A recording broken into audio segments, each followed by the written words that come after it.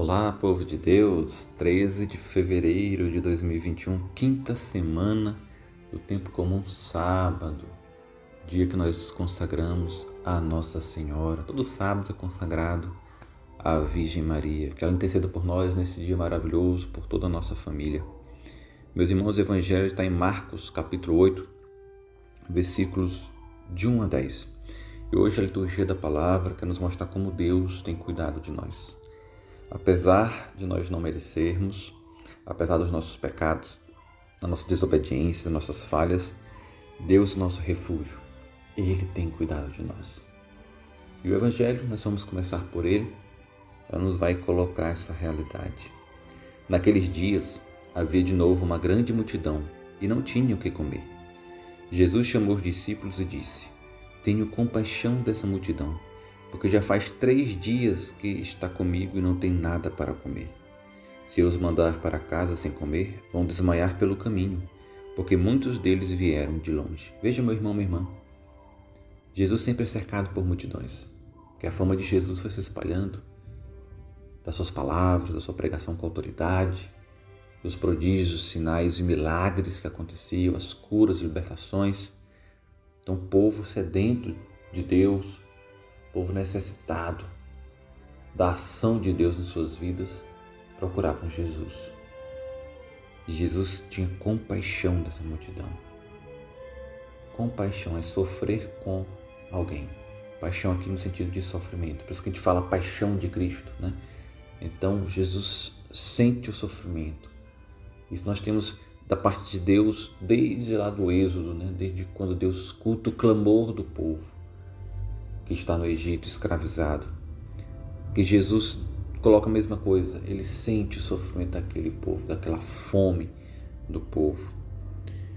Continuando no versículo 4, os discípulos disseram: Como poderia alguém saciá-los de pão aqui no deserto? Está no deserto não tem pão. Jesus perguntou-lhes: Quantos pães tendes? Eles responderam: 7. E aqui, amados, é interessante porque o número 7 indica perfeição. Não era exatamente 7? Não temos como saber, mas que o número 7 tem um significado, que é a perfeição. Tudo que Deus faz é perfeito. Jesus mandou que a multidão sentasse no chão.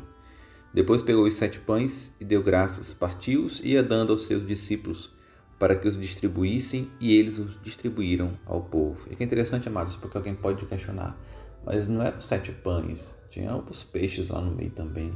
Essa narração de outro evangelho, né? Evangelho de Mateus, se eu não me engano. Aqui nós temos o Evangelho de Marcos.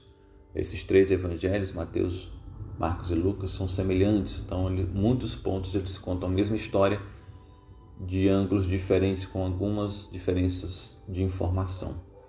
Mas o que importa para nós é justamente a essência. Por isso que o número 7 pode ser aqui apenas um indício de que Deus fez algo perfeito, porque tudo que Deus faz é perfeito. Já que Marcos diz que eram 7 pães. Outro evangelho vai dizer que eram 5 pães e 2 peixes.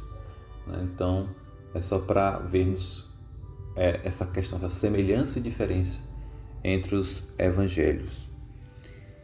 Versículo 7. Aí vai falar dos peixinhos, mas não diz a quantidade, né? Então, seria mais de 7 aqui. Só de pães eram 7. Vai dizer, tinha também alguns peixinhos. Depois de pronunciar a bênção sobre eles, mandou que os distribuíssem também. Comeram e ficaram satisfeitos e recolheram 7 cestos com os pedaços que sobraram. Eram 4.000 mais ou menos, e Jesus despediu, subindo logo na barca com seus discípulos. Jesus foi para a região de Dalmanuta. Palavra da salvação, glória a vós, Senhor. Aqui também, né, lá diferente do Evangelho de Mateus, que vai falar 5 pães e 2 peixes, formando 7. Aqui vai dizer que eram 7 pães e alguns peixinhos. Lá vai dizer que sobrou 12 cestos, aqui sobrou 7. O 12 também significa totalidade, né? Tem todo um significado, remete às 12 tribos de Israel, que agora aqui no Novo Testamento, os 12 discípulos, certo? Que vai ser retomado lá em Apocalipse, as 12 colunas. Então, tudo tem um significado na palavra de Deus, no sentido dos números, né? Porque os judeus tinham muito isso, o significado dos números. Bem, o que nós podemos falar sobre essa realidade? Primeiro, Deus teve compaixão. Jesus sentiu compaixão no sofrimento daquele povo e quis intervir. Deu a bênção sobre aquilo que eles tinham lá que poderia ser colocado em comum. Mas, amados, não foi simplesmente uma partilha. Aqui fala que só de homem era 4.000. No outro evangelho vai dizer que só de homens eram 5.000. Fora mulheres e crianças. Mas eles estavam no deserto, a multidão seguindo Jesus não tinha com certeza como ter comida suficiente para todo mundo e ainda sobrar, certo? Não há partilha que faça isso. Nós precisamos dar nome às coisas como elas são. E o Catecismo da Igreja Católica vai falar. É o milagre da multiplicação dos pães. Milagre não é partilha. Milagre é milagre, é algo sobrenatural, a intervenção de Deus. A igreja não usa a palavra milagre para qualquer coisa, como muitas vezes a gente fala, né?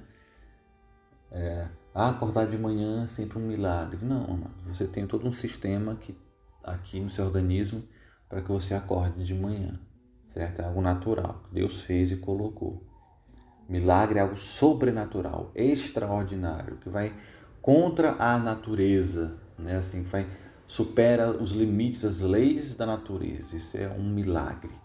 Então, aqui no caso, a igreja categoricamente, desde sempre, atestou esse fato como um milagre da multiplicação dos pães. Então, não foi simplesmente uma partilha, mas foi um milagre. Deus multiplicou porque Ele pode tudo.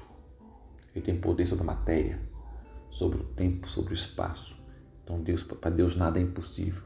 Uma virgem concebeu, Ele se tornou carne, veio um homem sem a participação de um homem. Então, para Deus, multiplicar pão e peixe é fichinha, certo? Então, foi a multiplicação que Deus realizou aqui. Uma intervenção de Deus, um milagre. Agora, nesse milagre, Deus quis contar com a participação do homem. Deus quis contar com a participação. Veja, foi oferecido pães e peixes, ou seja, algo foi oferecido para que o milagre acontecesse. Deus pode fazer um milagre do nada, se Ele quiser. Mas muitas das vezes na nossa vida o Senhor espera de nós uma participação. Quais são os peixinhos? Quais são os pães que nós podemos oferecer para que o Senhor opere um milagre na nossa vida? Talvez você esteja rezando, pedindo para Deus um milagre, mas você não tem dado passos para que o milagre aconteça. Você não tem dado passos na fé para que o milagre aconteça.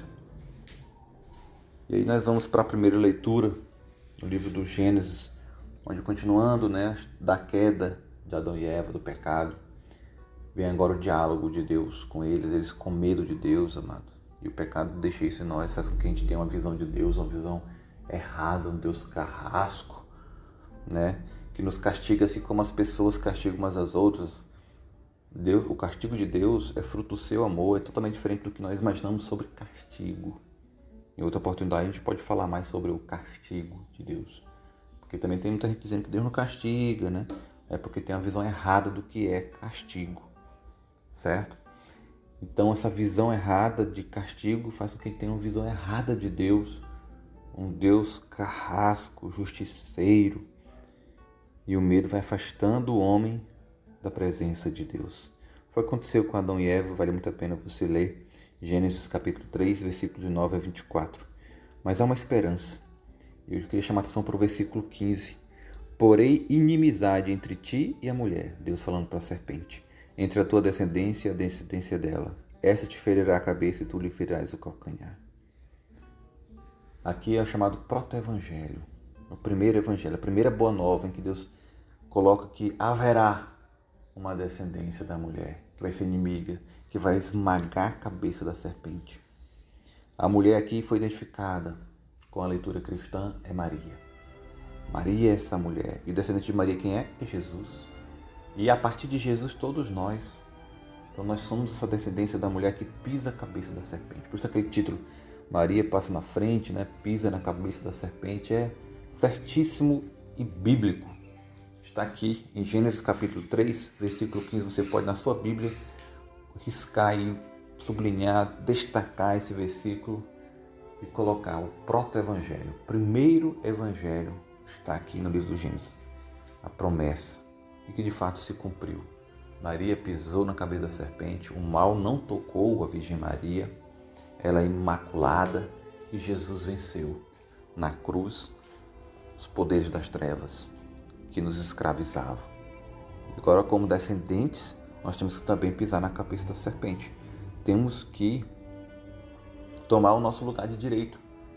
que é descendente da mulher, inimigo da serpente, que pisa, apesar de ser ferido no calcanhar pela serpente, e nós somos feridos, sim, nós passamos por tentações, por quedas muitas vezes, mas pisamos na cabeça da serpente, para a honra e glória do Senhor Jesus. Vale muito a pena fazer a leitura. É um texto com muito simbolismo.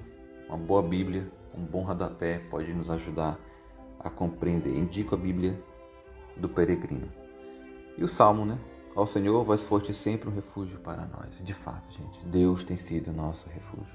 Nesses tempos difíceis que estamos vivendo, de ainda pandemia do coronavírus, Deus tem sido o nosso refúgio. Adão e Eva tinham medo, pecaram, mas Deus ainda fez roupas para eles, cobriu-os, como é lido nessa leitura de Gênesis.